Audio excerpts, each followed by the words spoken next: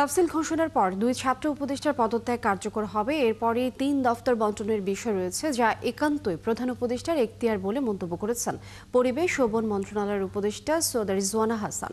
বৃহস্পতিবার সচিবালয়ে সাংবাদিকদের প্রশ্নের জবাবে তিনি আরও বলেন, আইনি কাঠামো পরিবর্তনের ক্ষেত্রে কিছু কিছু গণতান্ত্রিক চর্চা বিকাশে অন্তর্বর্তী সরকার যথেষ্ট সংস্কার আনতে পেরেছে, বাকিটা করবে নির্বাচিত সরকার।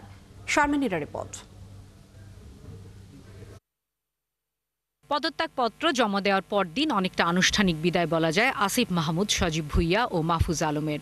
বৃহস্পতিবার উপদেষ্টা পরিষদের সভা শেষে সে কথাই জানান উপদেষ্টা সৈয়দা রিজওয়ানা হাসান। তফসিল ঘোষণার পর পদত্যাগ কার্যকর হবে। দফতর বণ্টনের বিষয়টি স্পষ্ট না করে বললেন, প্রধান উপদেষ্টার এখতিয়ার এটি। এটা সম্পূর্ণ প্রধান উপদেষ্টার এখতিয়ার।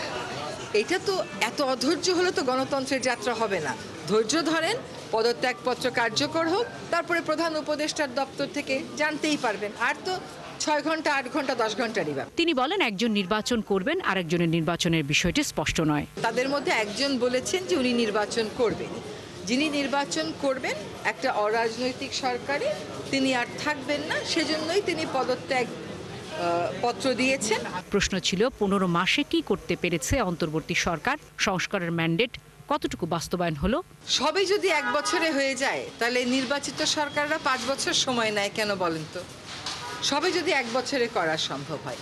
আমাদের যে সংস্কারের ম্যান্ডেট ছিল, আমি বলবো যে আইনি কাঠামো পরিবর্তনের ক্ষেত্রে কিছু কিছু গণতান্ত্রিক চর্চা বিকাশের ক্ষেত্রে আমরা যথেষ্ট রিফর্ম আনতে পেরেছি। বলেন, যাত্রাটা শুরু হলো, বাকিটা করবে নির্বাচিত সরকার। Thank you. শারমিন নীরা, 71, ঢাকা।